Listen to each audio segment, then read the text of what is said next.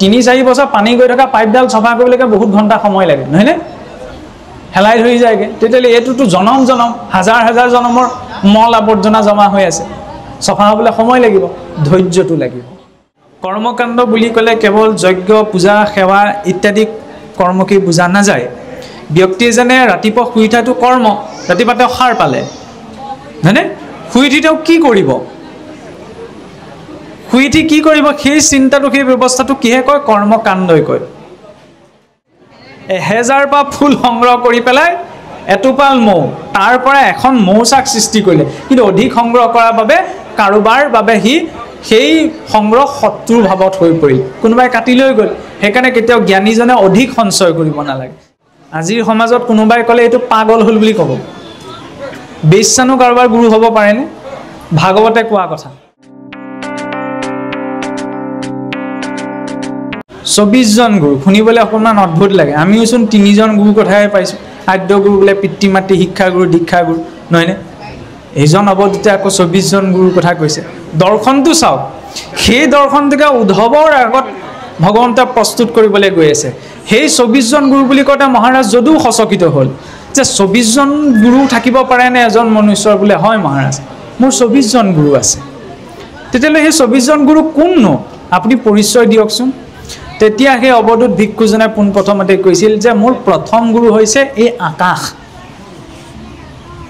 আকাশ আকাশ আপোনাৰ গুৰু কেনেকৈ হল আমি গুৰু শব্দৰ অৰ্থ সকলোৱে জানে যে গুৰু মানে বোলে আন্ধাৰ দু মানে পোহৰ যি অন্ধকাৰ মাজত পোহৰৰ পথ দেখাব পাৰে তেওঁ হৈছে গুৰু হয়নে আকাশে কিদৰে গুৰু চাবলৈ গ'লে হিকু বুলি ক'লে প্ৰকৃতি আটাইতকৈ ডাঙৰ শিক্ষক হয়নে কিন্তু আমি কথাবিলাক সূক্ষ্মভাৱে আমাৰ দৃষ্টিত সূক্ষ্মতাটো নাই আমাৰ দৃষ্টিত স্থূলতাটো আছে স্থূলতাটো কেনেকৈ আছে মই এটো কইলে আনে কি ভাবিব আনে কি কৰিব আনে মোক কি বুলি ক'ব এটো স্থূল দৃষ্টি কিন্তু আনে মোক নুখুৱাই নুপিন্ধাই মই আপোনাক নুখুৱাও নিপিন্ধাও দৃষ্টিত লাগে সূক্ষ্মতাটো সূক্ষ্ম দৃষ্টিটো আমাৰ অভাৱ হয় এই অৱধূত উপাখ্যানৰ জৰিয়তে সেই সূক্ষ্ম দৃষ্টিটো প্ৰকাশ কৰিছে আকাশখন ইমান সুবিশাল এই আকাশৰ তলতে সকলো অবৰ জুনিও আছে সকলো পবিত্ৰ জুনিও আছে আকাশেটো কতো ভেদভাৱ কৰা নাই জংঘলৰ ওপৰতো যিখন আকাশ আছে মন্দিৰৰ ওপৰতো সেই একেখন আকাশেই আছে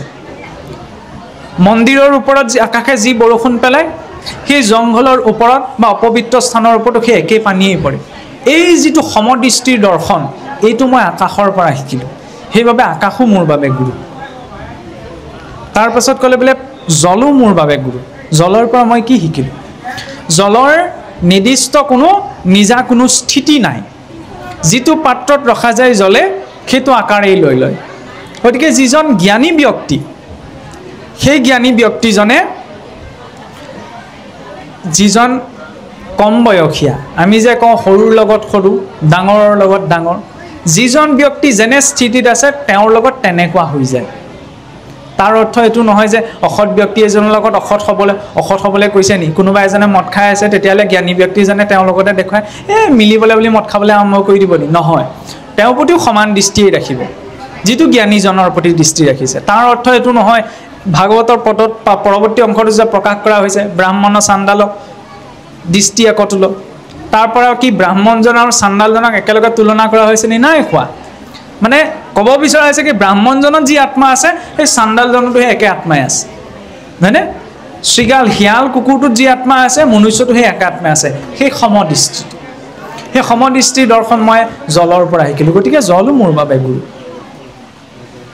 ওপৰে ওপৰে চাবলৈ গ'লে কথাবিলাক এনেই মানে অকণমান কিবা সহজ নোহোৱা নিচিনা লাগে কিন্তু চাবলৈ গ'লে বহুত গভীৰ দৰ্শন সোমাই আছে যে আমাৰ আশে পাশে থকা সৰু সৰু বস্তুবিলাকেও কিমান ডাঙৰ শিক্ষা আমাক দি আছে তৃতীয়তে ক'লে বোলে মোৰ অগ্নিও মোৰ গুৰু অগ্নিৰ পৰা মই কি শিকিলোঁ অগ্নিত ভাল বস্তু দিলেও ই দাহ কৰি পেলাব বেয়া বস্তু দিলেও ই দাহ কৰি পেলাব কিন্তু তাৰ গুণটোকে অগ্নিক স্পৰ্শ নকৰে গতিকে মোক ভাল বুলি কওক কোনোবাই তাৰ পৰাও মোৰ প্ৰভাৱিত নহওঁ কোনোবাই মোক বেয়া বুলি কওক তাৰ পৰাও মোৰ প্ৰভাৱিত নহয় মই মোৰ স্থিতিত অটল সেই অটল স্থিতিটোৰ জ্ঞান মই অগ্নিৰ পৰা ল'লোঁ তাৰ পাছত ক'লে বোলে মোৰ গুৰু এই ধৰণী এই পৃথিৱী বোলে পৃথিৱী কেনেকৈ এই পৃথিৱীয়ে আমাক অন্ন বস্ত্ৰ বাসস্থান সকলো প্ৰদান কৰি আছে হয়নে তাৰ প্ৰতিদান কাহিনীও বিচৰা নাই। এই বসুমতী ধৰণীতে আমি থুক হেঁকা বিষ্ঠা মুক্ত সকলো ত্যাগ কৰিছোঁ, কিন্তু বসুমতীয়ে তাৰ বিপৰীতে আমাৰ কোনো আচৰণ কৰা নাই। গতিকে মোৰ ওপৰত কোনোবাই পুষ্প বৰিখন কৰিলেও মোৰ তাত আপত্তি নাই, কোনোবাই মোৰ ওপৰত যদি বিষ্ঠাও নিক্ষেপ কৰে তাৰ পৰাও মোৰ কোনো আক্ষেপ নাই। এই গুণটো মই বসুমতীৰ পৰা শিকিলোঁ, সেইবাবে বসুমতীও মোৰ বাবে গুৰু। তাৰ পাছত এহাল কপৌ চৰাইৰ কথা কৈছিল। কপৌ চৰাইযোৰ এদিন মই জংঘলত লক্ষ্য কৰিছিলোঁ যে এটা মতা কপৌৱে নিজৰ মাইকী কপৌজনীৰ সৈতে সন্তান জন্ম দিয়াৰ পাছত সেই বাঁহটোত থাকোঁতেই ইমান মগ্ন হৈ আছিল, কিৰলি পাৰি ধৰি লওক সন্তানটোক আনি দিয়া খাদ্য যোগান দিয়াৰ বাবে কাষতে এটা চিকাৰী আহি সিহঁতৰ ওপৰত জাল নিক্ষেপ কৰি দিছিল। আৰু সেই জাল নিক্ষেপ কৰোঁতে খন্তেকতে মতা কপৌটো উৰি গুচি গৈছিল, কিন্তু সেই পোৱালীকেইটা আৰু মাইকী কপৌজনী সেই চিকাৰীৰ জালত বদ্ধ হৈছিল। তেতিয়া এইটোনো কি ডাঙৰ কথা হ'ল? তাৰ পৰা বোলে মই বহুত শিকিলোঁ। যেতিয়া জীৱ কিবা এটা বিষয়ভোগত মগ্ন হৈ থাকে তেতিয়াহ'লে আগন্তুক বিপদটো সন্মুখত দেখিও তাৰ প্ৰতি দৃষ্টিটো নিদিয়াকৈ থাকে। সন্মুখত এইটোৰ পৰা মোৰ বিপদ হ'ব বুলিও হ'ব যায় বুলি কিছুমান কথা যে আমি ৰৈ দিওঁ। মনুষ্যৰ জীৱনত যিকোনো জাগিলে আৰু সি সুখৰ স্থিতিত থাকক, কিন্তু আগন্তুক অহা সম্ভাৱ্য বিপদটোৰ প্ৰতি যে সতৰ্কতা লাগে, সেই সতৰ্কতাটোৰ কথা মই সেই চৰাইহালৰ পৰা শিকিলোঁ। ইয়াৰ পাছত ক'লে বোলে সমুদ্ৰও মোৰ বাবে গুৰু। সমুদ্ৰৰ পৰা কি শিকিলে? সমুদ্ৰতে গৈ পেলাই গংগা যমুনাৰ পবিত্ৰ জল, যাক তীৰ্থৰ ভিতৰত মহান বুলি কোৱা হয়, সেই পবিত্ৰ তীৰ্থৰ জল গৈও সমুদ্ৰৰ জলত একাকাৰ হৈ পৰেগৈ। যেতিয়া সমুদ্ৰৰ গৈ গংগা নৰ্মদা যমুনাৰ জল পৰেগৈ তেতিয়া আৰু সেয়া গংগা জল যমুনা জল হৈ নাথাকেগৈ। আনহাতে পাহাৰৰ নিৰ্জন যমুনা এটাৰ পৰা বিভিন্ন অৱশিষ্ট লৈ পেলাই বৈ অহা সৰু ঝৰ্ণা এটাও গৈ পেলাই সাগৰত পৰেগৈ, ফলত তাৰ অপবিত্ৰতাও সাগৰত বৰ্তি নাথাকেগৈ। সাগৰত গৈ নিজৰ অস্তিত্বক বিলীন কৰি দিয়েগৈ।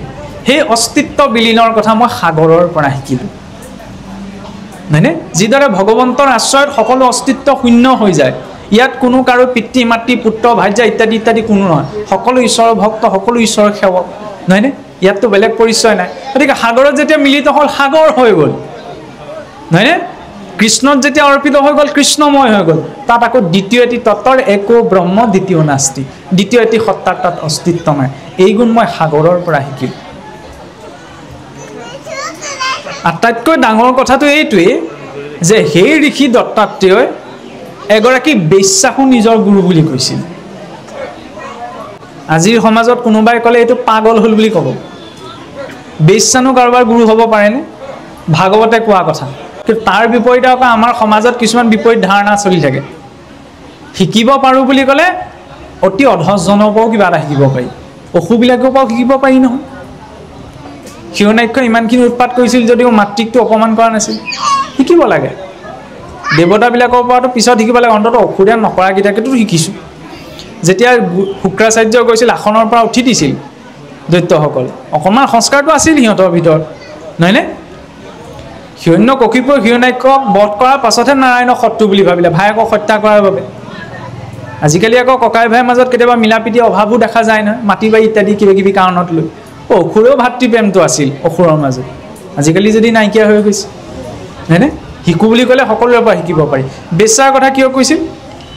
বোলে এখন গাঁৱত মই এগৰাকী পিংগলা বেশ্যা, পিংগলা নামৰ এগৰাকী বেশ্যা আছিল। তেওঁ প্ৰথমতে যেতিয়া ৰূপ যৌৱনা হৈ আছিল তেওঁ ভাবে যে মোৰ এই ৰূপ লাৱণ্যৰ প্ৰতি আকৰ্ষিত হৈয়ে মোৰ ওচৰলৈ নিজজনো আহে, জ্ঞানীজনো আহে, মোৰ ওচৰলৈ দুখীয়াজনো আহে, ধনীজনো আহে, সকলোকে মই মানে মোৰ ৰূপ যৌৱনে বশ কৰি পেলাই মোৰ শৰীৰৰ দাসত্ব মই স্বীকাৰ কৰাব পাৰোঁ। কিন্তু যেতিয়া বয়স বাঢ়ি গ'ল লাহে লাহে তেওঁ সেই ধাৰণা সলনি হ'বলৈ ধৰিলে। বয়স বহাৰ লগে লগে গাৰ ছাল যেতিয়া সুতুৰা পৰিবলৈ ধৰিলে তেতিয়া তেওঁৰ ওচৰলৈ কোনো নহা হ'ল। আৰু দ্বিতীয়তে বেশ্যা লোকৰ ওচৰলৈনো কোন যাব? একেবাৰে তেওঁ অকলশৰীয়া হৈ পৰিল। তেতিয়া তেওঁ এই কথাটো বুজি পাইছিল যে শৰীৰটোৰ নশ্বৰতাটো, যে যিখন ছালৰ বাবে মই নিজৰ এই দেহটোক ব্যৱসায়ৰ বাবে এৰি দিলোঁ, আজি সেই দেহটো থকাৰ পাছতো দেহৰ এটা সময় পাৰ কৰাৰ পাছত সেই দেহটোৱে মোৰ আটাইতকৈ ডাঙৰ শত্ৰু হৈ পৰিল যে আজি মোৰ ওচৰলৈ কোনো নাহে। তেতিয়া তেওঁৰ মনত বহুত বৈৰাগ্য ভাৱ আহিল দেহটোত, আৰু সেই বৈৰাগ্য ভাৱটো চাওক সেই পিংগলা বেশ্যাৰ পৰা শিকিলে। অৱধূত দত্তাত্ৰেয়ই মহাৰাজ যদুক উপদেশ দিছে, কম ডাঙৰ কথা নে? মৌমাখিৰ পৰা বোলে কি শিকিলোঁ? মৌমাখিয়ে বহু কিলোমিটাৰ বহু যোজন দূৰলৈ গৈ পেলাই এপাহ ফুলৰ পৰা মাত্ৰ বিন্দু মাত্ৰতকৈ সূক্ষ্ম ৰস সঞ্চয় কৰি আনে, হয়নে? সেই তেতিয়া মৌটোপাল সৃষ্টি নহয়। যেতিয়া মৌমাখি এটা 1000 পাহ ফুলৰ পৰা তাৰ ৰস সংগ্ৰহ কৰে তেতিয়া এটোপাল মৌৰ সৃষ্টি হয়। এই যে সাধনাৰ নিৰন্তৰতা কোনোতো চোৱাগৈ নাই, ধেমালি কথা নে? এপাহ ফুলৰ 1000 পাহ ফুলৰ পৰা সঞ্চয় কৰি যদি এটা মৌ টোপাল সৃষ্টি হয়, আমাৰ মানুহৰ ভিতৰত ইমান ধৈৰ্য আছে?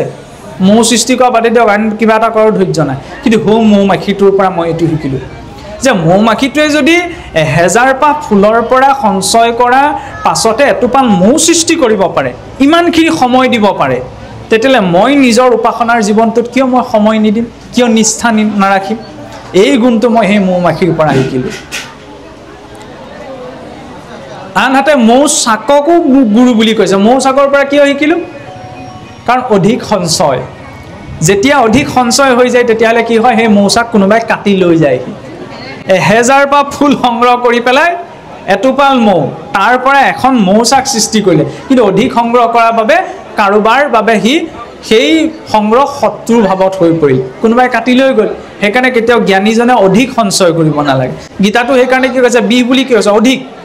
অধিক ভালটো বিহ স্বৰূপেই হওক, সেয়া লাগিলে ধৰি লওক সন্মান হওক, পদ হওক, ধন হওক, বিত্ত হওক, যিয়েই নহওক, অধিক সকলো বস্তুৱে বেয়া।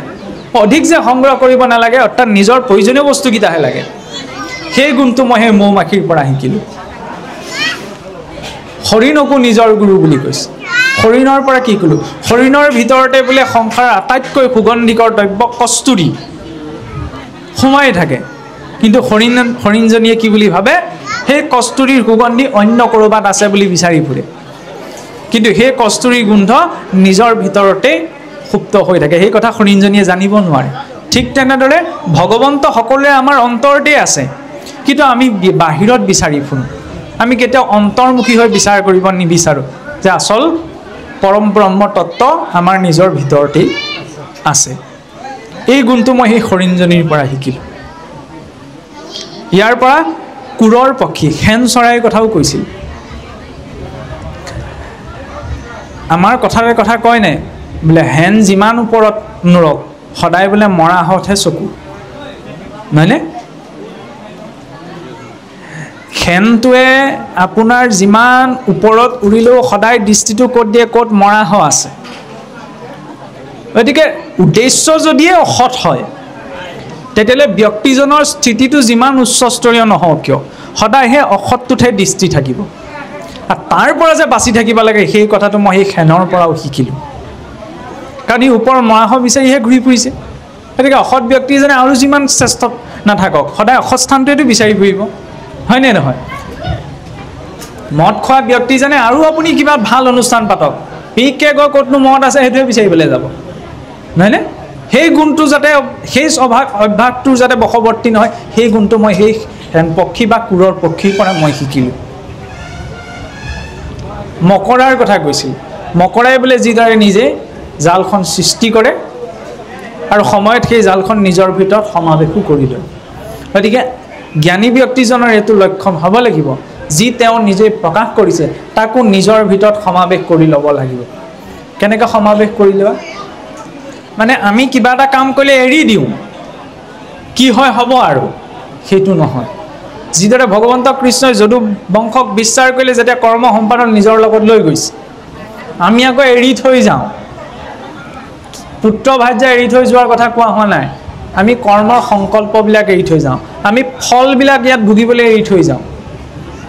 জীৱই যাতে এইটোৱে অন্তিম জন্ম হ'ব লাগে, ইয়াত আকৌ ভোগ কৰিবলৈ যাতে আকৌ আহিব নালাগে, সেই কৰ্মৰ ফল ত্যাগ কৰি নাযাবলগীয়া যিটো ধাৰণা, সেই ধাৰণাটো মই সেই মকৰাৰ পৰা শিকিলোঁ। কাৰণ এই শৰীৰটো থকালৈকে মই কৰ্মত ৰতি হৈ আছোঁ আৰু ফলত মোৰ আসক্তি নাই এই শৰীৰটো এৰি খোৱাৰ লগে লগে যাতে মোৰ কৰ্ম সকলো মোৰ লগতেই নষ্ট হৈ যায় আকৌ যাতে মই ইয়ালৈ আহিব নালাগে এটি শিশুকো নিজৰ গুৰু বুলি কৈছে শিশুৰ পৰা মই কি শিকিলোঁ শিশুটি যিদৰে নিষ্পাপ অৱস্থাত থাকে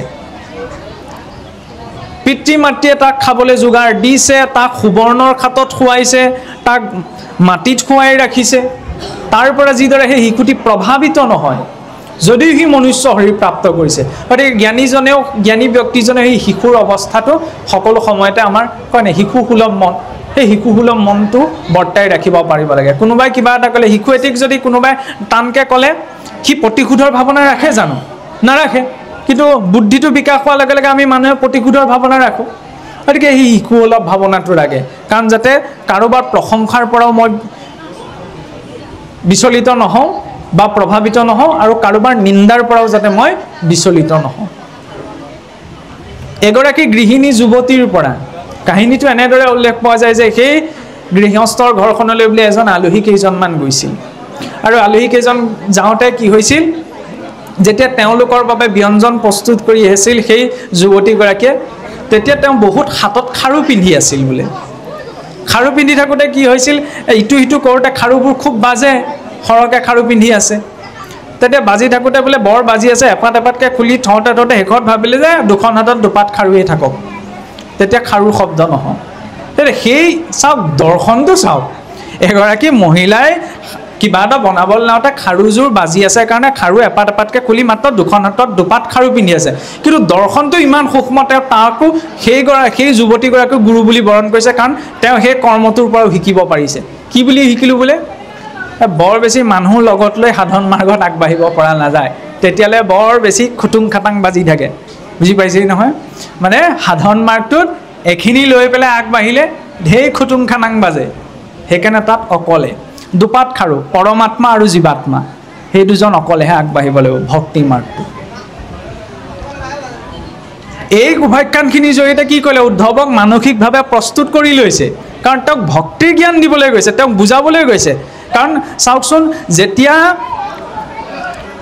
নিজৰ পিতৃ মাতৃৰ পৰা পুত্ৰজন চিৰকালৰ বাবে আঁতৰি যায় সেইখিনি সময়ত জ্ঞানৰ ব্যাখ্যা কৰিলে লাভ নাই কাৰণ সেইখিনি সময়ত ভাৱটো ইমান বিগলিত হৈ থাকে যে আৰু শাস্ত্ৰ কথা কৈ থাকিলেও মানে মানুহে সহিব নোৱাৰে হয়নে এতিয়া ভগৱন্তৰ পৰা উদ্ধৱ বিয়োগ হ'বলৈ লৈছে ডাইৰেক্ট তেওঁক উপদেশ দিলে উদ্ধৱেও সেইখিনি গ্ৰহণ কৰিব নাই সেইকাৰণে তেওঁক মানসিকভাৱে প্ৰস্তুত কৰিছে কাৰ জৰিয়তে এই কথা প্ৰসংগৰ জৰিয়তে যে চোৱা পূৰ্বতে আমাৰ পূৰ্বশ্ৰী মহাৰাজ যদুৱে এই ২৪জন গুৰুৰ উপাখ্যান সেই অৱধূত দত্তাত্ৰেয়ৰ পৰা বা সেই অৱধূত ভিক্ষুজনৰ পৰা লাভ কৰিছিল গতিকে ভক্তজনৰ দৰ্শনটো কিমান সূক্ষ্ম চাওকচোন সেই সূক্ষ্ম দৰ্শন কৰি লৈহে ভক্তি নহ'লে ভেদ দৃষ্টি আহিব নহয় আমি য'তে ত'তে অকল দুখেই দেখি থাকিম নহয়নে ইটো দুখ হৈছে সিটো দুখ হৈছে কিন্তু তাৰ মাজত সন্তুলনটো বৰ্তাই ৰাখিবলৈ এনেধৰণৰ এটা সূক্ষ্ম দৃষ্টি ভাগৱত মাৰ্গত প্ৰযোজ্য হয়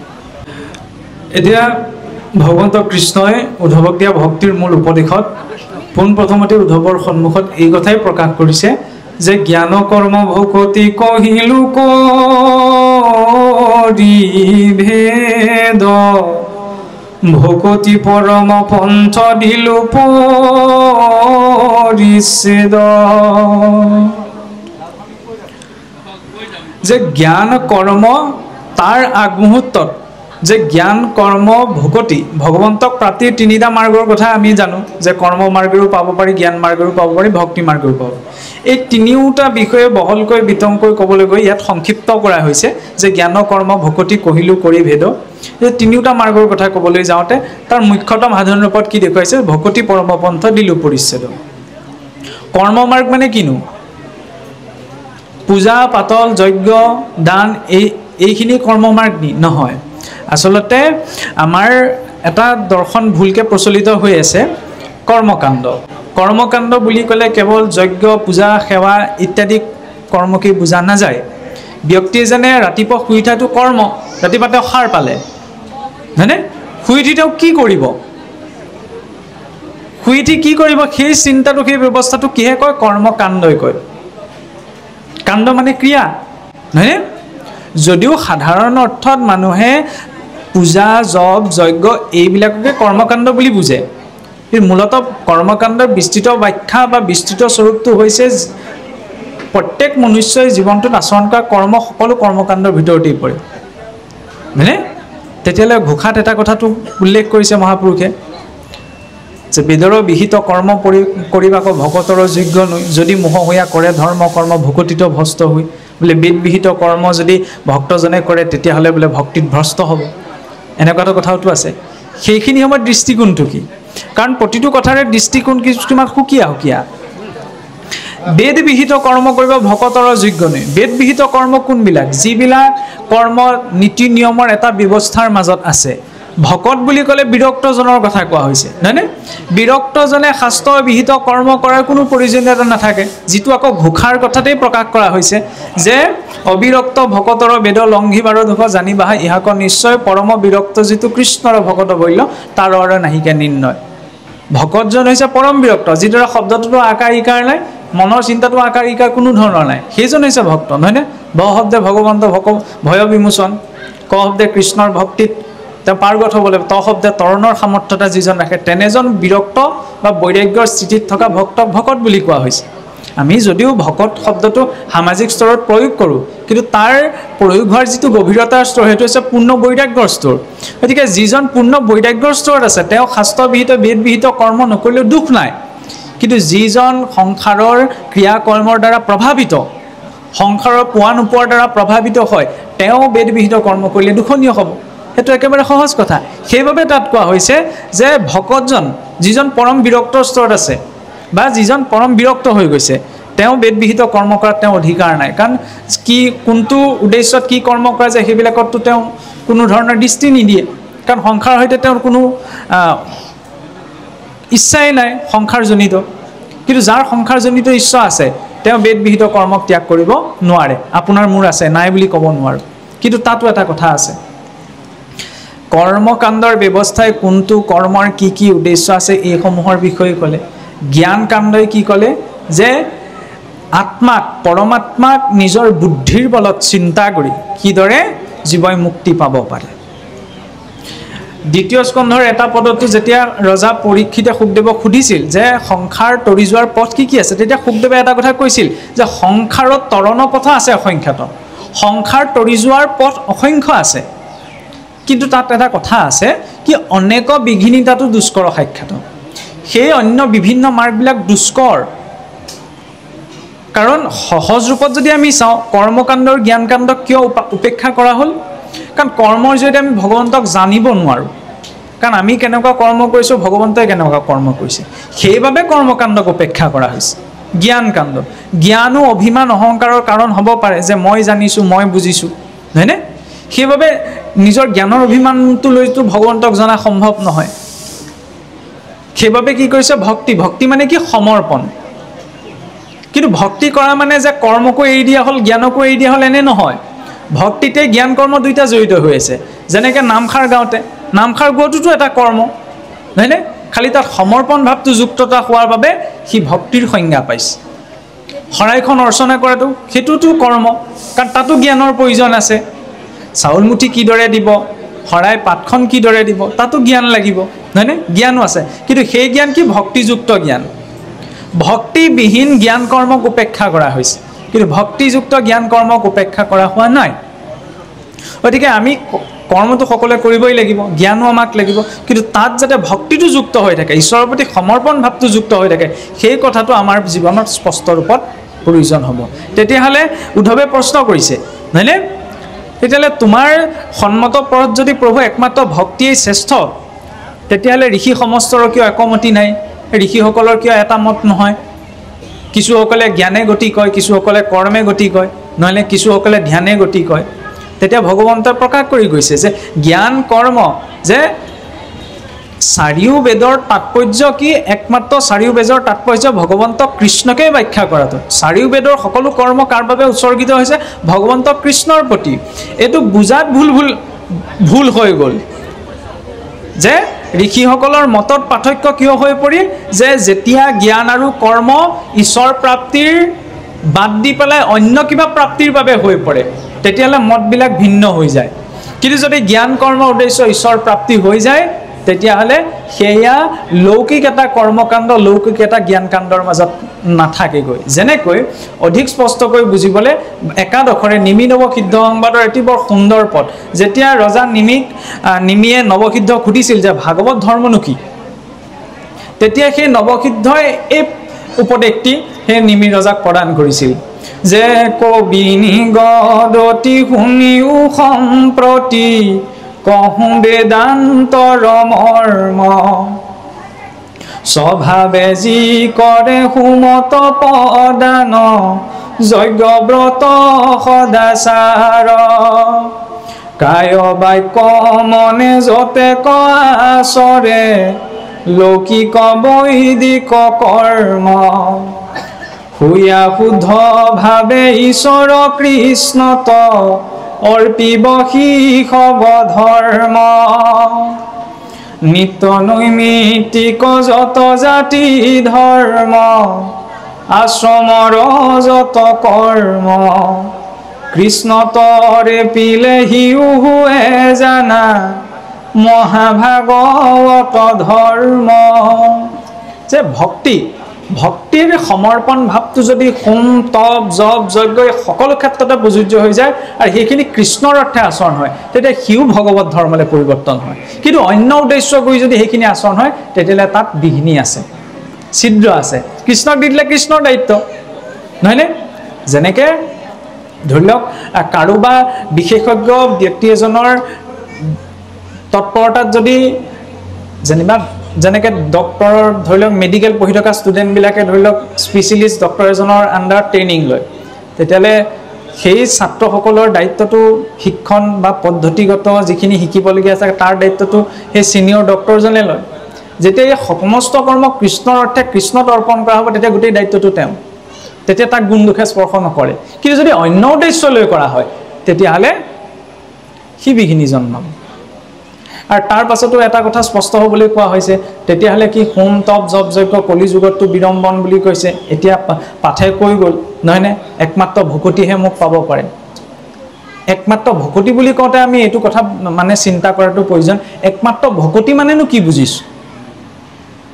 একমাত্ৰ ভকতি মানে কিনো? একমাত্ৰ তেওঁতেই সমৰ্পণ। ভক্তি শব্দটোৰ অৰ্থই হৈছে সমৰ্পণ। কেৱল মুখেৰে সমৰ্পণ কৰিলে নহয়, খোৱা বস্তুটো ঈশ্বৰৰ সমৰ্পণ অৰ্পণ, নহয়নে? জীৱনটোত যি কৰা গৈছে তাকো অৰ্পণ। আমি যেতিয়া ভাগৱতে কৈছে কি নিত্য নৈমিত্তিক কৰ্ম, মানে ঘৰখনত ঝাৰু দিওঁতেও যদি কোনোবাই ঈশ্বৰৰ নাম লৈ সেই ঝাৰু দিয়া কৰ্মটো কৰি আছে, ঈশ্বৰৰ নাম লৈ কৰা কামে সেই ঝাৰু দিয়া কৰ্মটো ভগৱন্তৰ কৰ্মলৈ ৰূপান্তৰিত হয়, ভাগৱত মহাধৰ্মলৈ পৰিৱৰ্তন হয়। তেতিয়াহ'লে কোনোবাই কৰিব পৰাজনে যদি হোম তপ জপ যজ্ঞ কৃষ্ণৰ উদ্দেশ্যে আচৰণ কৰিছে তেতিয়াহ'লে সেইখিনিও ঈশ্বৰৰ কৰ্মলৈ পৰিৱৰ্তিত হয়। কিন্তু হোম তপ জপ যজ্ঞ এইখিনি ধৰি লওক বহুত বস্তু গোটাই লয় ইত্যাদি ঢেৰ কথা থাকে। সেইকাৰণে এই বিষয়বস্তুটোৰ জটিলতাৰ প্ৰতি লক্ষ্য ৰাখি মহাপুৰুষে সৰলীকৃত কৰিলে। কিন্তু ইয়াৰ অৰ্থ এইটো নহয় যে হোম তপ জপ যজ্ঞক দলিয়াই দিলে বা তাক নমনা হৈ পৰিলে, এনে নহয়। যদি কৃষ্ণমুখী হৈছে, কৃষ্ণমুখী হৈ কৰিছে তেতিয়াহ'লে তাক গ্ৰহণযোগ্য। কিন্তু যদি কৃষ্ণমুখী হৈ কৰা নাই তেতিয়াহ'লে সেয়া বৈষ্ণৱ মাৰ্গত গ্ৰহণযোগ্য নহয়। এইটো কোনো ভাল পাব বা বেয়া পাবলগীয়া কথা নহয়। আৰু তাকে আৰু অধিক স্পষ্টকৈ ক'বলৈ গ'লে পৰৱৰ্তী পদেও কৈছে, নহয়নে? বোলে যাৰ যেন মতি কৰি বেদক ব্যাখ্যান নিজ অৰ্থ ভগতিক তেজি বুজে আন। যে বেদৰ কথা প্ৰসংগ ক'বলৈ যাওঁতে তাৰ ভক্তি মূল অৰ্থটো কি? বেদৰ প্ৰতিটো কথাই প্ৰতিটো কাণ্ডই ভক্তিৰ কথা ক'ব বিচাৰিছে, কিন্তু তাক আঁতৰি পেলাই নিজৰ মতি অনুসাৰে ব্যাখ্যা কৰিবলৈ গৈ তাত ভিন্ন ভ্ৰান্ত ধাৰণাৰ সৃষ্টি হয়। কৰ্মৰ লক্ষ্য কি? ঈশ্বৰৰ সেৱা, নহয়নে? জ্ঞানৰ লক্ষ্য কি? ঈশ্বৰৰ সেৱা। সমৰ্পণৰ লক্ষ্য কি? ঈশ্বৰৰ সেৱা। কিন্তু ঈশ্বৰৰ সেৱা নহয় যদি অন্য বেলেগ কিবা কিবা হৈ যায় তেতিয়াহ'লে নিজৰ মতি অনুসাৰে গুণ অনুক্ৰমে নিচ দেহ শুৱে ফল। গুণ অনুসাৰে যাৰ যেনেকুৱা গুণ যিটো গুণত আছে সেই অনুসাৰে যি কৰ্ম কৰিব সেই অনুসাৰেতো তেওঁ ফল পাব। কৰে পূৰ্বপুৰুষ, কৰে ধৰ্ম কৰ্ম পুৰুষ আচাৰ, তাকো এৰি লয়ে কতো পাখণ্ডৰ মতি, যাই মোক নাপায় অধম অধুগতি। বোলে তাৰ মাজতো বোলে পূৰ্বপুৰুষৰ দোহাই দি পেলাই বোলে কিছুমান ধৰ্ম কৰ্ম আচৰণ কৰি থাকে। পূৰ্বপুৰুষৰ দোহাই কি পূৰ্বপুৰুষৰ নীতি নিয়ম চব কি আমি পৰিত্যাগ কৰাৰ কথা ভাগৱতে কৈছে নি? সেইটোতো স্পষ্ট হ'ব লাগিব। কিয়নো এই কথাটো মহাপুৰুষে টানি আনিলে? কাৰণ বিশেষকৈ আমাৰ অসমখনতে পূৰ্বপুৰুষ বুলি কওঁতে আজি চাওকচোন, আজিৰ পৰা 500 বছৰ আগতেই আমাৰ অসমত ধৰি লওক নৰবলিৰ নিচিনা কিছুমান প্ৰথাও কিছু কিছু প্ৰান্তত প্ৰচলিত হৈ আছিল, নহয়নে? কিছুমান অনাৰ্যমূলৰ পৰম্পৰাও আছিল। আৰু তেনে কিছুমান প্ৰথাও কিছু কিছু জেগাত বহু বছৰলৈকে পূৰ্বপুৰুষৰ প্ৰথা হিচাপতো চলি আছিল। গতিকে পৰম্পৰা সেইখিনিহে স্বীকৃত বা মান্য যিখিনি শাস্ত্ৰত উল্লেখিত। শাস্ত্ৰত যিখিনি উল্লেখ নাই, কাৰণ শাস্ত্ৰ সেইকাৰণে দিয়া হৈছিল। সংবিধানখন কিয় আছে ভাৰতত বা প্ৰতিখন ৰাষ্ট্ৰৰ? যাতে তাত লিখিত নিয়ম অনুসৰি দেশখন পৰিচালিত হয়। শাসনত ত্ৰায়তে ইতি শাস্ত্ৰঃ, জীৱসকলক শাসনৰ মাজত ৰাখিবলৈ শাস্ত্ৰক প্ৰকাশ কৰা হ'ল। সেই শাস্ত্ৰ অনুবৰ্তী সেই নিয়মটো হয় নে নহয়? যদি শাস্ত্ৰ অনুবৰ্তী নিয়ম, তেতিয়াহ'লে তাক গ্ৰহণ কৰাৰ প্ৰয়োজন। কিন্তু যদি শাস্ত্ৰ পৰিপন্থী, তেতিয়াহ'লে তাক পৰিত্যাগ কৰাৰ প্ৰয়োজন, নহয়নে? যিদৰে আপোনাৰ এই ধাৰণা সলনি কৰিছিল গোবৰ্ধন লীলাৰ সময়ত, যেতিয়া নন্দ আদি গোপসকলে ধৰি লওক তেতিয়ালৈকে ইন্দ্ৰক অৰ্চনা কৰি আছিল, নহয়নে? তেতিয়া ভগৱন্তই আহি কৈছিল নহয়, ইন্দ্ৰ দেৱতাৰ এইটো দায়িত্ব যে তেওঁ আকাশত নিৰ্দিষ্ট সময়ত বৰ্ষা আগমন ঘটাব, আগমন নঘটাব, তাত আমি পূজা কৰিলেও নকৰিলেও তেওঁ প্ৰভাৱিত নহয়। কিন্তু এই গোবৰ্ধনগিৰিয়ে আমাক সকলো অন্ন বস্ত্ৰ বাসস্থান খাদ্য বস্তু গো বৎসৰ সেৱাৰ বাবে আমাক সকলো বস্তু দি আছে। গতিকে আমি তেওঁৰ অৰ্থে এভাগ পূজা আয়োজন কৰোঁ, নহয়নে? তাৰ অৰ্থ এইটো নহয় যে ভগৱন্তই ইন্দ্ৰক নিন্দা কৰিছিল। ইন্দ্ৰৰ মখভংগ বুলি ভাগৱততে আছে। ইন্দ্ৰৰ সেইখিনি সময়ত অকণমান অহংভাৱো আছিল, নহয়নে? তেতিয়া ইন্দ্ৰৰ সেই অহংকাৰ ভংগ কৰিবলৈ ভগৱন্তই গোবৰ্ধন পূজা, সেই পৰম্পৰাটো ভগৱন্তই আঁতৰাইছিল নে? ভগৱন্তই মানে সলনি কৰি দিলে। ভগৱন্তই নিন্দা কৰা নাই, ভগৱন্তই কি কৰিলে? দৰ্শনটো আঁতৰাই কৰিলে যে গোবৰ্ধনো পূজাৰ যোগ্য, কাৰণ তেওঁৰ পৰাও আমি পাই আছোঁ। আমি এজনক দিম, আনজনক আমি দৃষ্টি নিদিম, এনেতো নহয়। সকলোৰ প্ৰতি সমান ভাৱ লাগিব। গতিকে পৰম্পৰা বুলি ক'লে সেইখিনিহে। ভাগৱততো এটা কথা উল্লেখ আছে যে এনেকুৱা হ'ব নালাগে যে অসুৰ স্বভাৱ ধৰি কতু পাপী নৰ, মোক ভজিবাক কিঞ্চিত একো নাই মন, মোৰ কথা শ্ৰৱণে কিঞ্চিতো শ্ৰদ্ধা নাই, আন কহিলেও তাৰ কৰ্ণ ফাটি যায়, সমাজত থাকিলেও কৰেও সমীখ, কৈ খানি উঠিয়া যাইব কৰে সৰিষ, শাস্ত্ৰ উপদেশ লৈ নলয় জ্ঞান, বোলে পিতৃ পিতামহে নকৰিলে কেন। যিবিলাক সংস্কাৰমূলক নিয়ম, সেইবিলাক শাস্ত্ৰ উপদেশৰ যেতিয়া গ্ৰহণ কৰাটো প্ৰয়োজন। এইটো নহয় বোলে আজিৰ পৰা আমাৰ সাত পুৰুষত এইটো পালন কৰি অহা নাই, আকৌ মই নতুনকৈ এইটো পালন কেলৈ কৰিম, এইটো নহয়। শাস্ত্ৰত যদি আছে তাক গ্ৰহণ কৰিব লাগে, সেইবাবেইতো অধ্যয়ন কৰিব লাগে। ভগৱন্তই জ্ঞান দিবলৈচোন বেলেগ ৰূপতো আহিব পাৰিলেহেঁতেন, নাই অহা। শাস্ত্ৰৰ ৰূপত, গ্ৰন্থৰ ৰূপতনো কিয় দিলে? যাতে তাক আমি অধ্যয়ন কৰি চৰ্চা কৰি তাক বুজিব পাৰোঁ, নহয়নে? আৰু ইমান সৰলীকৃত কৰি ভাগৱত ধৰ্মক দেখুৱালে যে নিত্য নৈমিত্তিক আচৰণ কৰি থকা কৰ্মখিনি যদি কৃষ্ণক চিন্তা কৰি কৃষ্ণক অৰ্পণা কৰি কৰা যায়, তেতিয়াহ'লে সিও ভগৱত কৰ্মলে বা ভগৱত ধৰ্মলে পৰিৱৰ্তিত হয়। দৰ্শনটো স্পষ্ট, খালি অন্য উদ্দেশ্য হ'ব নালাগে, কৃষ্ণমুখী হৈ সেই কৰ্ম সম্পাদন হ'ব লাগে, নহয়নে? আৰু এই ভাৱনাটো এদিনতেই নাহে যে আজি মই ঘৰত থাকিলোঁ বা সদায় মই কথাখিনি বুজিলোঁ, মনত থাকিলে বুলি যে সদায় কৃষ্ণক চিন্তা কৰি কৃষ্ণ কৃষ্ণ কৰি কৃষ্ণ বুলি কোৱা লাগে কৃষ্ণৰ ৰূপটোও মনলৈ আহিব লাগিব। মুখে বোলা ৰাম, হৃদয় ধৰা ৰূপ, এতেকে মুকুতি পাই বা কহিলোঁ স্বৰূপ, তেওঁ ৰূপটোতো ধ্যান লাগিব। ভগৱন্তৰ চৰণত ধ্বজ বজ জব অংকুশ পংকজ পঞ্চচিহ্ন আছে, নহয়নে? পঞ্চচিহ্নইনো কাক বুজাইছে? চৰণ চিন্তন। ধ্বজতে আপোনাৰ স্বয়ং ধ্বজত কোন আছে বাৰু?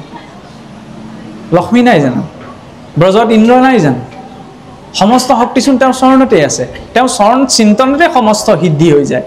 আৰু ভগৱন্তৰ সেইকাৰণে দৰ্শনৰ ক্ষেত্ৰত প্ৰথম চৰণ দৰ্শন বা চৰণ চিন্তন, তাৰ পাছতে মুখমণ্ডল, আকৌ মুখমণ্ডলে গৈ পুনৰ চৰণলৈ গুচি আহা। লক্ষ্মীও সেইকাৰণে নাৰায়ণৰ চৰণতে বহি আছে, ওপৰলৈ যোৱা নাই। সেইটো দাসত্ব নহয় যে ভগৱন্তৰ সেৱা সদায় চৰণত, প্ৰথম চৰণ সেৱা, হয়নে? গতিকে সেই ভগৱন্তৰ দিব্য ৰূপটো চিন্তা কৰি কৰি যেতিয়া ৰাম কৃষ্ণ নাম উচ্চাৰণ হ'ব, এতিয়া বহুতে কয় কৃষ্ণও বেলেগ, ৰামো বেলেগ, বিষ্ণুও বেলেগ। এটা কথা চাবলৈ গ'লে এইবিলাক অদৰকাৰী কথা। ৰূপটো স্বৰূপটো ভিন্ন, কিন্তু ভগৱন্ত এজনৰে ভিন্ন অভিব্যক্তি। কিয় অভিব্যক্তি প্ৰয়োজন হ'ল? তেওঁৰ ইচ্ছা, তেওঁ সৰ্বসামৰ্থ্যৱান। তেওঁ বিষ্ণুৰ ৰূপতো আহিব পাৰে, কৃষ্ণৰ ৰূপতো আহিব পাৰে, বলোৰামৰ ৰূপতো আহিব পাৰে, নৃসিংহৰ ৰূপতো আহিব পাৰে, নহয়নে? ভক্তজনে মাত্ৰ ভাৱেৰে ল'ব লাগে, যুক্তি তৰ্কৰে নহয়, যে তেওঁৱেই বিষ্ণু, তেওঁৱেই কৃষ্ণ, তেওঁৱেই ৰাম। লীলা সাপেক্ষে ৰূপটোত ভিন্নতা আছে, কিন্তু মূল তত্ত্বৰূপত তেওঁলোকৰ মাজত ভিন্নতা নাই। কোনোবাই কৃষ্ণ বুলিছে, কোনোবাই ৰাম বুলিছে, কোনোবাই গোবিন্দ বুলিছে, কোনোবাই নাৰায়ণ বুলিছে। নামৰ মাজত কেতিয়াও অৰ্থবাদ বা ভেদ বিচাৰ কৰিব নালাগে। এইটো কথা সুকীয়া যে ভগৱন্তৰ সহস্ৰ নামত কৈছোন ৰাম নামৰ শক্তিৰ কথা কোৱা হৈছে, বোলে ৰাম ৰামেতি ৰামেতি বুলি ৰাম নামৰ মহিমা ইমান প্ৰকাশ কৰা হৈছে যে সহস্ৰ নাম তৎতুল্যম ৰাম নাম বৰাননি, নহয়নে? ভগৱন্তৰ সহস্ৰ নাম যদি 3বাৰ আবৃত্তি কৰা হয়, সেই শক্তি বোলে ভগৱন্তৰ এক ৰাম নামত আছে। সেয়া ভাৱমূলক মাহাত্ম্য। এইটো নহয় যে এফালে সহস্ৰ নাম থৈ দিয়া হৈছে 3বাৰ, এইফালে ৰাম নাম থৈ দিয়া আছে, তাকে তুলনা কৰা হৈছে, নহয়। সেয়া ভাৱমূলক। যেনেদৰে গোবিন্দ নামৰো মহিমা প্ৰকাশ কৰিছে, গোকুটি দানৱ গ্ৰহণে চুকাশী, মা ঘেবা প্ৰয়াগে কৰে কল্পবাসী, সুমেৰু সম হিৰণ্য দানৱ, নতুল্য নতুল্য গোবিন্দ নাম। কৃষ্ণেদি কৃষ্ণেদি য়মাং স্মৰণতি নিত্য জলভিত্তা ইথাপদ্ৰম নৰকাত উদ্ধাৰাম্যহম। কৃষ্ণ কৃষ্ণ বুলি যি নিত্য নৈমিত্তিক স্মৰণ কৰে বোলে তেওঁ বোকাৰ পৰা পদ্মফুলক উদ্ধাৰ কৰাৰ দৰে ভগৱন্তই উদ্ধাৰ কৰে।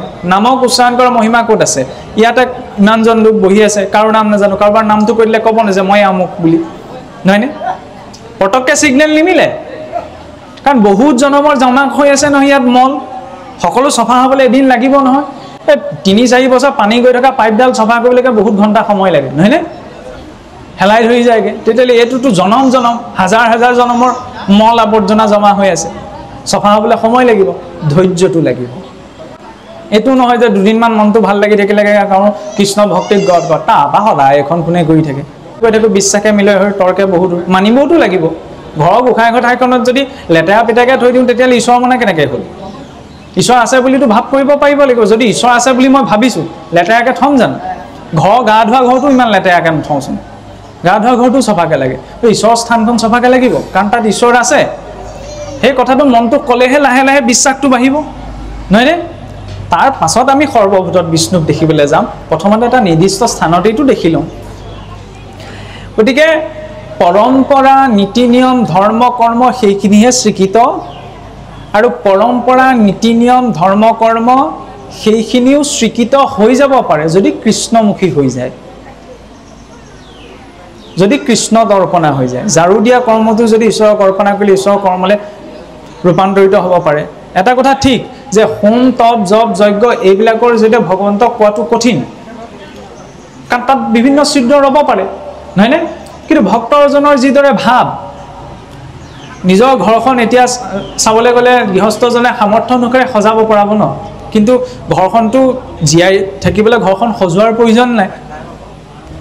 বাউণ্ডেৰী 4 বেৰাৰ ভিতৰত টিংপাত লগাই দিলে হ'লেইচোন, তাতে থাকিব পাৰে বিচনাপত্ৰ হ'লে, সজোৱা মিলোৱা কি প্ৰয়োজন? তেওঁ সুন্দৰতাটো বিচাৰে। ঠিক তেনে ভক্তজনেও যদি তেওঁ সামৰ্থ্যতা আছে ভগৱন্তক কিবা এটা দিব পৰা, ভগৱন্তক দিব পৰা সামৰ্থ্যতা মানে তেওঁৰ কেপাচিটিৰ কথাটো কোৱা নাই, তেওঁৰ ওচৰত যে মজুত আছে কিবা এটা সাধন, গতিকে তেওঁ ভালতকৈ ভাল বস্তুটো ভগৱন্তক দিব, অৰ্পণা কৰিব। আমি আকৌ বেয়াটোহে দিওঁগৈ। ফুল লগা গামোচাখন আপোনাৰ বোৱা গামোচাখন নিজলে, কিনা গামোচাখন ভগৱানলৈ, নহয়নে? ভালটো আকৌ সোণ ৰূপৰ নিজৰ অলংকাৰ গঢ়োতে একদম পিয়'ৰ গ'ল্ড লাগিব, হলমাৰ্ক থকা লাগিব। ভগৱানলৈ দিয়া আমাক হ'ব, সোণ পানী চৰাই দিয়া হ'লেও হ'ব, তাতকৈ দিয়াতকৈ নিদিয়াই ভাল। কিবা এটা দিলেও নাম লিখি দিয়ে, ভগৱন্তক দিয়া হ'ল জানো চাবলৈ গ'লে? তেতিয়া আকৌ আনক ক'ব পাৰিম এইটো ময়েই দিছিলোঁ। এই ভগৱন্তে মিচিং মাছা হাঁহিটো এইকাৰণেই থাকে, গোটেইখন মোৰে আকৌ মোৰ বস্তু মোকে দি পেলাই আকৌ নিজে সন্মান লৈছে। চোৱা, অন্য কিবা ক্ষেত্ৰত কোনোবাই কিবা দিছে তাত ক'বলগীয়া নাই, কিন্তু ভগৱন্তৰ অৰ্থে যিটো আমি অৰ্পণ কৰিছোঁ বুলি নিজে ভাবোঁ, বোলে নামঘৰত কিবা ধৰ্মানুষ্ঠানত মই দিছোঁ বুলিছোঁ, নিস্বাৰ্থ ভাৱত দিব লাগে। মানুহৰ দৃষ্টিত আহিব নালাগে। মানুহৰ দৃষ্টিত কেইদিনলৈকে থাকিব, মৰাৰ পাছত দিনেও পাহৰি থাকিব। আপুনিয়ে ভাবি চাওকচোন, আপোনাৰ ককা আইতাকৰ কথা এতিয়া খাওঁতে বহুতে মনত পৰে জানো? নপৰে। সময় যোৱাৰ লগে লগে চব পাহৰি যায়, ভগৱন্তই নাপাহৰে। গতিকে তেওঁৰ দৃষ্টিত আহিবলৈ চাব লাগে। তেওঁৰ দৃষ্টিত যদি আহি যায়, তেতিয়াহ'লে মানুহৰ দৃষ্টিত অহাৰ প্ৰয়োজনীয়তা নাথাকে। আৰু সেই ভাৱধাৰাটো একমাত্ৰ ভক্তিৰ জৰিয়তে, সমৰ্পণৰ জৰিয়তে। সমৰ্পণ মানে কিবা এটা খাওঁতে চাওকচোন, আজি সন্মুখত যেতিয়া চাউলমুঠি পৰিব পৰাৰ লগে লগে আজি ৰান্ধোতে যিমানখিনি সময় লাগিছে তাতকৈ বেছি খেতিটো কৰোঁতে লাগিছে, নহয়নে? মোৰ সন্মুখত দুবেলা দুমুঠি পৰিছেহি, ঈশ্বৰে দিলে কাৰণে পালোঁ, নহ'লে বহুতে কষ্ট কৰি পেলাই দুবেলা দুমুঠি দুসাঁজ গোটাব পৰা নাই। মোক সন্মুখত যে পৰিছে, ঈশ্বৰৰ প্ৰতি কৃতজ্ঞতা। এতিয়া ইয়াত বহি থাকোঁতো ছেকেণ্ডৰ পাছত ছেকেণ্ড গৈ আছে, ঈশ্বৰে দি আছে কাৰণে পাই আছোঁ। সেইটো সমৰ্পণ ভাৱ, বেলেগকৈ ভকতি নাহে। নামঘৰলৈ এইকাৰণেই যাব লাগে যাতে তাত এটা পৰিৱেশৰ মাজত থাকি আমাৰ মনটো স্থিৰ হয়। কিন্তু নামঘৰলৈ গৈ ঠন ঠন মদন গোপালে বহি থাকিলোঁ, সময়ত উভতি আহিলোঁ, তাৰপৰা লাভ নাই। গুৰুৰ ওচৰলৈ যাব লাগে জিজ্ঞাসাটো লৈ, কিবা এটা নজনা কথা এটা শিকিবলৈ। ইমানবিলাক শাস্ত্ৰ কথা আছে, কোনখন ৰাজ্যত কাৰ চৰকাৰ হ'ল সেইবিলাক পাতিবলৈ আপোনাৰ তিনিলে গোট খায়। ৰামায়ণ মহাভাৰত কি ঘটিল তাক পাতিবলৈ কেলে গোট নাখায়? ভাগৱতত কি হ'ল তাক পাতিবলৈ কেলে গোট নাখায়? নহয়নে? সেইখিনিতো পাতিব লাগে, অকণমান 2-3জন গোট খায়, তেতিয়া সেই স্থানীয় সত্ৰলৈ পৰিৱৰ্তন হৈ যায়। সেয়াটো সৎসংগ।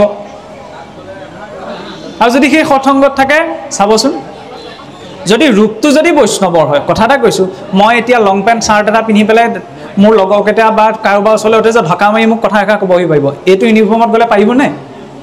পাৰিবনে নোৱাৰিব? আপোনাক ক'বহিনে কোনোবাই? নোৱাৰে। ভকতৰ সেই ইউনিফৰ্মযোৰ ইমান শক্তি আছে। কিন্তু ইয়াকে লৈ যদি আৰু নাযাবলগীয়া জেগাত যদি যাবলৈ হয়, তেতিয়া মাধমাৰ পৰিব, হয়নে নহয়? সেয়া লাগিলে ময়ে হওঁ বা আন কোনোবাই হওক। গতিকে ভক্তজনৰ এইটো দায়িত্ব। কাৰেণ্টেও কৈছে আৰু সামৰাও। গতিকে মূল কথাটো হ'ল কি, জানিবলৈ বুজিবলৈ ভাগৱতত বহুত কথা আছে, বহুত দিশ আছে। যে জানিবলৈ বুজিবলৈ ভাগৱতত বহুত কথা আছে, বহুত দিশ আছে। গোটেই জীৱনটোও আমি শেষ কৰিব নোৱাৰোঁ, আৰু সকলোৰে দৃষ্টিকোণবিলাক বেলেগ বেলেগ। মই আজি এতিয়া বৰ্তমান সময়ত মোৰ মনলৈ যিটো কথা আহিছে, যেনেধৰণৰ ধাৰণা আহিছে, তাৰ ওপৰত ভিত্তি কৰিহে মই আপোনাক কিবা এটা ক'ব বিচাৰিছোঁ। হয়তো মোৰ দৃষ্টিকোণটো সৈতে আপোনাৰ দৃষ্টিকোণটো অকণমান অমিলো হ'ব পাৰে। গতিকে আমাৰ যে কয়, এই প্ৰথমতে পানীৰ উমানটো পাবলৈ হ'লে পথাৰত কি হৈছে গম পাবলৈ বোকাত নামিব লাগিব। ঠিক তেনে ভাগৱততনো কি আছে, ভাগৱতকনো কেনেকৈ গ্ৰহণ কৰিম, তাক জানিবলৈ বুজিবলৈ আমি নিজেই নামিব লাগিব। এই নমাৰ মাধ্যমটো কি?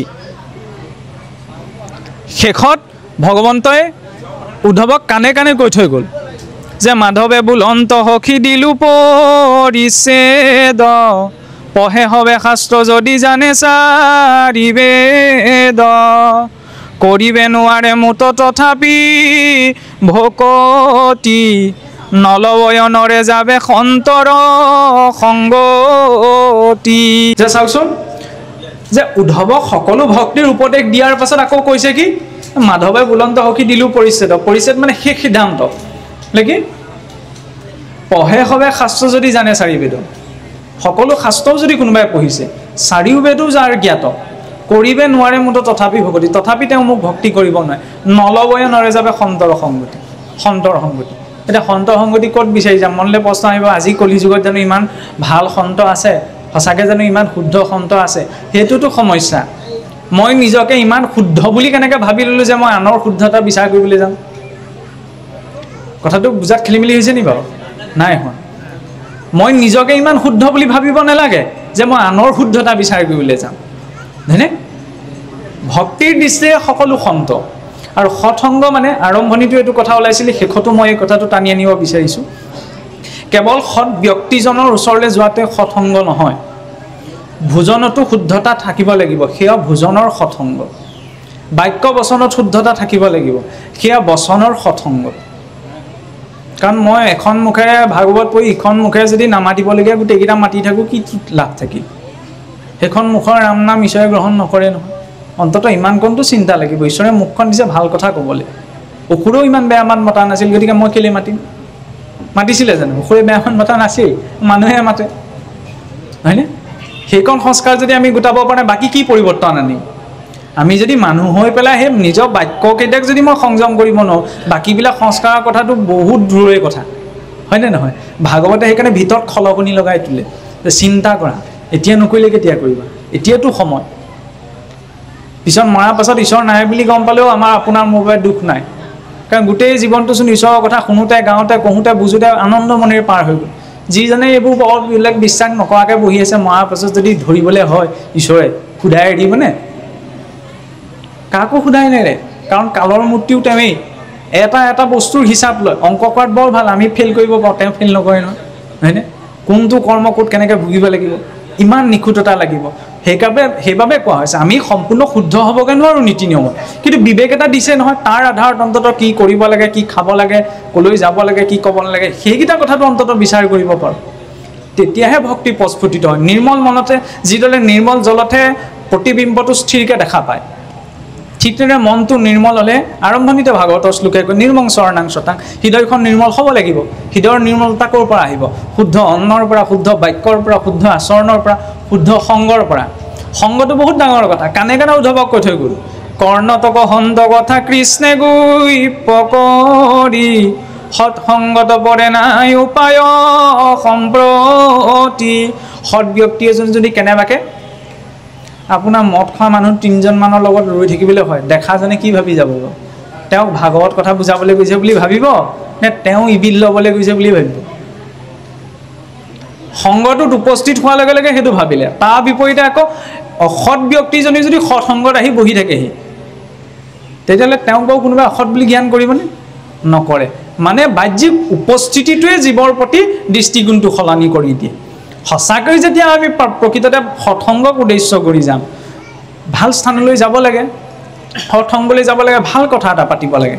আৰু এনে নহয় যে সকলোৰে কথাবিলাক মিল নাই, মিল নালাগে, তাৰ মাজত মূলখিনি ল'ব লাগে। যেনেদৰে মহাপুৰুষে কি কৰিলে, সকলো শাস্ত্ৰ পঢ়িলে, নহয়নে? 18খন পুৰাণ পঢ়িলে, 18খন উপপুৰাণ পঢ়িলে, তাৰ পৰা কি আনিলে? ভক্তিপৰক শ্লোকখিনি লৈ আনিলে, নহয়নে? গতিকে আমাৰ যিখিনি প্ৰয়োজনীয়, কাৰোবাৰ সংগলৈ গৈ নিজৰ প্ৰয়োজনীয়খিনি ল'ব লাগে, অপ্ৰয়োজনীয়খিনি পৰিত্যাগ কৰি দিব লাগে। ৰাজহংস হাঁহে কেনেদৰে বোকাত আপোনাৰ বোকাখিনি উলিয়াই দিয়া পানীখিনি লয়, নহয়নে? হাঁহটোৱে যেতিয়া পানীৰ পৰা বোকা নিষ্কাশন কৰি ল'ব পাৰিছে, আমি কথাকেইটা নিষ্কাশন কৰি ল'ব নোৱাৰোঁনে? ল'ব লাগে নিজৰ দৃষ্টি।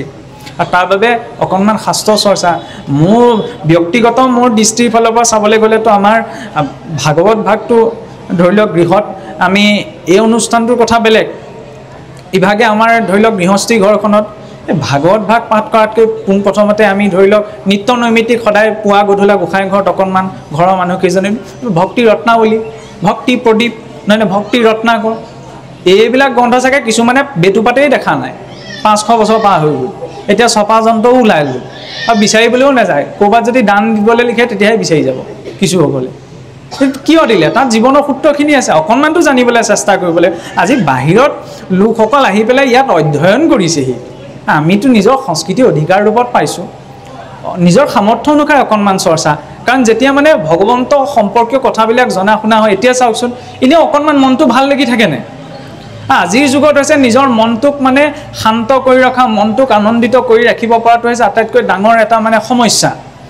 ইমান আধুনিক সুবিধা থকাৰ পাছতো মানুহৰ মনবিলাক অসুস্থ, হয়নে? আপুনি একো মেলিবই নোৱাৰে, মৰামৰি কথা ক'লে অকণমান কিবা এটা কথা পালেই বিচাৰ নাই। ক'ৰবাত দেখিছে নহয়, হুলস্থুল কাৰোবাক মাৰিব লাগে মুঠতে মাৰ, তাৰ পাছতহে বিচাৰ হ'ব কেলি মাৰিছোঁ। ইমান অস্থিৰ হৈ গৈছে মনুষ্য, হয়নে? কোনো কথাৰ প্ৰতি ধৰিছে, কোনোবাই কিবা এটা ক'লে বুলি ডাঙৰ ডাঙৰ আন্দোলন হৈ যায়। ইমান এটা অশান্তিকৰ যুগত বৰ্তি হৈ আছোঁ। ঘৰখনৰ ভিতৰতে কাৰোবাৰ কথাৰ লগত অকণমান কাৰোবাৰ কথা এটা নিমিলে, নমতা নমতি হৈ বাদ দিলে আৰু মৰা আগমুহূৰ্তলৈকে নামাতে, এনেকুৱা কিছুমান হৈ যায়। এইবিলাকতো আৰু সাংসাৰিক কথা। তাৰ মাজত নিজৰ মনটোক শান্ত কৰি ৰখাটো বৰ জৰুৰী। গতিকে সেই শান্ত কৰি ৰখাৰ বাবে ভক্তিৰ ধাৰাটো লাগে, তেতিয়া শান্ত নিৰ্মলতাটো স্বভাৱতে আহে। সেইবাবে ইয়াৰ ব্যৱহাৰিক দিশটো হৈছে নিত্য নৈমিত্তিক উপাসনা। নিত্য নৈমিত্তিক সদায় গোসাঁই ঘৰত সাধ্য অনুসাৰে অকণমান উপাসনা, সেই উপাসনাৰ জৰিয়তে অকণমান গুৰুত্বতা দিনক দিনে বোলে আজি এমাহৰ ভিতৰত মই এইকণ চৰ্চা কৰিলোঁ, এইটো কথা মই বুজিব বিচাৰিছোঁ, তাৰপিছত নিৰ্দিষ্ট এটা সময় লৈ ল'ব লাগে, ভগৱন্তৰ ৰূপটো মনলৈ আহিছে নে নাই, তেনেদৰে ভক্তিত আগবাঢ়িব পৰা যায়। এই ব্যক্তিগত জীৱনলৈ যেতিয়ালৈকে সেইখিনি নাযায়, এইটো এটা গতানুগতিক ধাৰাতে চলি থাকিব।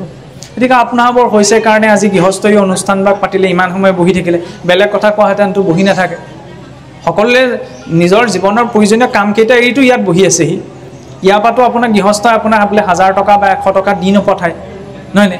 নিজৰ সময়কণ ত্যাগ কৰি যে ইয়াত বহিছে, ঈশ্বৰৰ প্ৰতি কিবা এটা অন্তৰ সম্পৰ্ক থাকিব লাগিব, নহ'লেনো কিয় বহি আছে? যেতিয়া আমি সেই সম্পৰ্কটোক মূল্য দিম, ঈশ্বৰে আমাক মূল্য দি যাব। গতিকে সেই ভাৱনাৰে আমি ভক্তি মাৰ্গত সকলো আগবাঢ়ি গৈ থকাটোৱেই হৈছে মনুষ্য জীৱনৰ একমাত্ৰ লক্ষ্য। ইমানতে মই মোৰ বক্তব্য সামৰণি মাৰিছোঁ। আৰু এই কথাখিনি ক'বলৈ যাওঁতে যদি আমাৰ কিবা দুখাদি ৰৈছে, তাৰ বাবে আমি সমস্ত জনৰ ওচৰত ক্ষমা ভিক্ষা বিচাৰিছোঁ। আৰু অন্তিম সময়ত সেই প্ৰাৰ্থনাৰে পৰৱৰ্তী অংশ পাঠ কৰি পাঠেকী প্ৰভুসকলকো পাঠৰ সামৰণি জনাবলৈ সেৱা জনোৱা হৈছে। কৃষ্ণ। কিমতে ভকতি কৰিব তোমাত হৰি হৰি হৰি